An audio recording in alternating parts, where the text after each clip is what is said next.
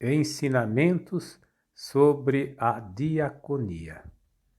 É sabido que os grandes mestres reservam para o final do aprendizado os seus segredos, seus maiores ensinamentos, aquilo que no folclore chamamos de o pulo do gato. O versículo 30 do capítulo 9 do Evangelho de Marcos começa dizendo que Jesus atravessava a Galileia e ele não queria que ninguém soubesse disso.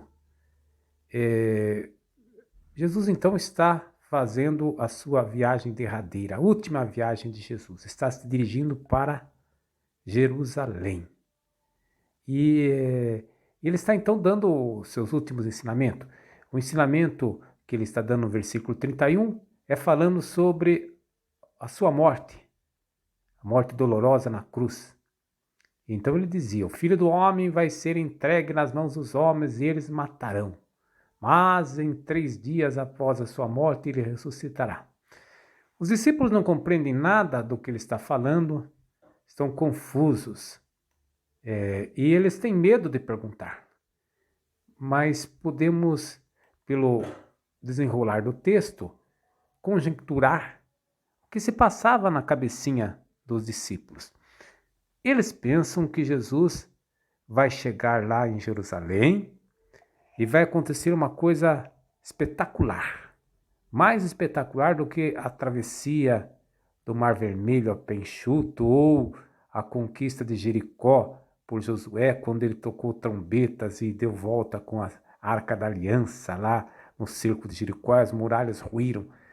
Talvez venha uma legião de anjos do céu e vão lutar contra os centuriões romanos, soldados romanos, e vão novamente refundar o reino glorioso de Davi e Salomão, o reino de Israel.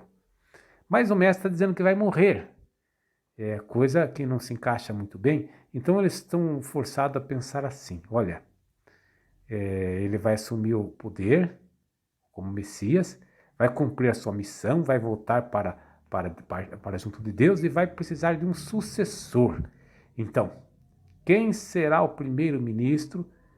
Ele não vai ficar aqui para sempre. Alguém vai ter que sucedê-lo no poder. Então a discussão poderia ter sido esta. Bom, eles chegam em casa e Jesus nota. Jesus lia então o coração das pessoas e ele vai perguntar: o que vocês estavam discutindo pelo caminho? E eles ficam envergonhados e calados, diz o texto, porque estavam discutindo quem era o maior. Aí Jesus Cristo vai dar uma lição importantíssima. Então ele chamou os 12, eles estão dentro de casa, é o lugar, a casa aqui significa o lugar da intimidade, onde o mestre vai dar realmente os ensinamentos secretos, poderíamos dizer assim, preciosos. Mas olha que ensinamento. Ele diz assim: se alguém quer ser o primeiro, seja o último de todos e aquele que serve a todos. Pois é, está aí na tradução. Mas quando você vai ler no grego, você fica surpreso, porque a palavra que corresponde a que serve é diáconos. É a lição da diaconia. Qual foi o primeiro milagre que aparece no Evangelho de São Marcos? A cura da sogra de Pedro. Lembre, esse milagre é muito importante porque ela estava doente, era alguém que não podia exercer a diaconia. Então, veja só, esta é a lição importantíssima de Jesus, o exercício da diaconia. Mas a coisa ainda está muito abstrata, muito conceitual, né? O que é essa tal de diaconia? Então Jesus vai pegar uma criança, colocar no meio deles e abraçando disse: quem acolher em meu nome uma desta criança é a mim que está acolhendo. E quem acolhe está acolhendo não a mim, mas aquele que me enviou. Aí fica uma coisa que vai nos forçar a interpretar esta criança aqui, né? O que será que Jesus quer dizer com isso? Bom, lendo no português, é claro que a gente vai entender assim, que Jesus está colocando a criança, abraçando a criança, no começo aqui, ele diz assim, né? Se alguém quiser ser o primeiro, seja o último de todos aqueles que servem de todos. Já vimos isso, né? Agora a criança está relacionada justamente com isso. E a gente vai ficar pensando, olha, eu acho que ele colocou uma criança, porque a criança, vamos pensar nas qualidades positivas de uma criança, porque tem as negativas também, né? As positivas são que a criança é ingênua, ela é espontânea, ela tem vivacidade, alegria de viver. Talvez seja isso. Por lado negativo tem a sua fragilidade e ignorância. A criança não sabe as coisas, ela está aprendendo. Bom, mas vamos ver lá no grego. No grego, a palavra usada para criança é paidion. Paidion que é usado aqui. Essa palavra não é de toda desconhecida de nós. Quem tem filhos tem que levar a criança no que? Pediatra. Quem trabalha na educação não é pedagogo. Paidos é criança em grego, mas acontece que não está usando aqui a palavra apenas criança, está usando o diminutivo. Então, o diminutivo é uma palavra sua de forma um pouco pejorativa, depreciativa. A mesma coisa quando você chama uma outra pessoa de guri, moleque, dá ideia, vamos dizer assim, de uma coisa, de uma insignificância. Pirralho, pichota, tem uma série de vocábulos assim que se encaixariam melhor que na tradução de paidion do que criança, porque criança tem tem uma conotação assim mais séria, mais positiva.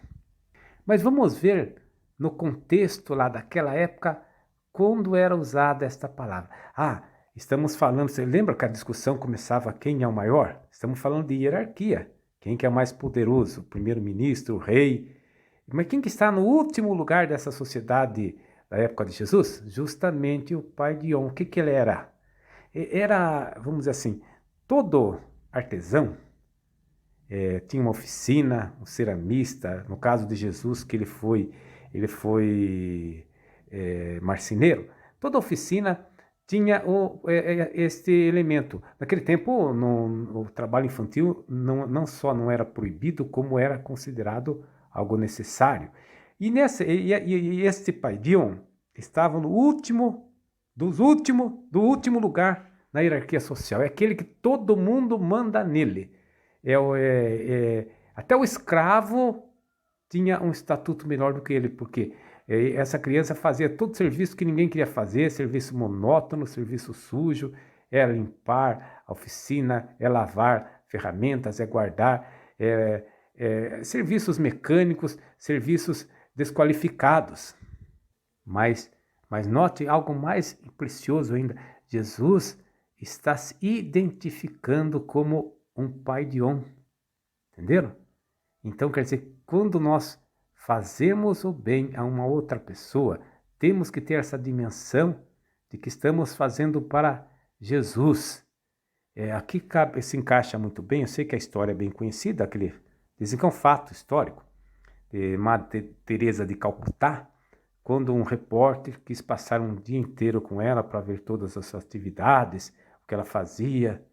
Chegou no fim do dia, ele vai dizer para ela assim, olha, Madre Teresa, eu não fazia o que você faz nem por $1 milhão.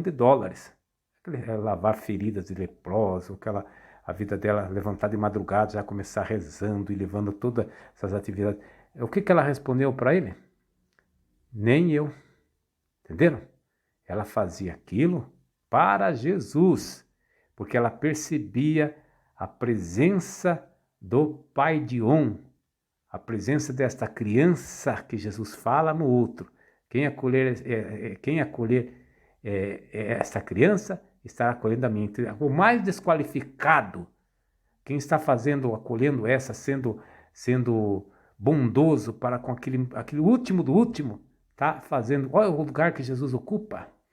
Ele vem como Messias servo, é a mesma temática dos outros evangelhos que apresenta Jesus, não como o rei glorioso, o sucessor de Davi Salomão, mas como servo de Javé.